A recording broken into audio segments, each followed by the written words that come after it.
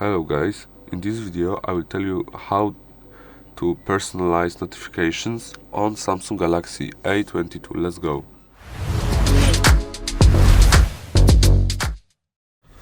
Okay, so the first thing you will do is you will go to settings here, then you will click notifications, you will click include apps, and now you can select apps you want notifications from and from what you don't want. Okay.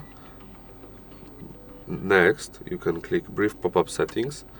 You can pick, for example, you can pick. Let me show you effect, or when notification pops up, for example, hearts. Here, look how it looks. Fireworks, and you can change the color. For example, let's make it red. As you see, advanced, you can make it transparent, high and low, and we can make it duration very long or very short. Yes, but we will make it between. Okay, thank you for watching. Have a good day. Goodbye.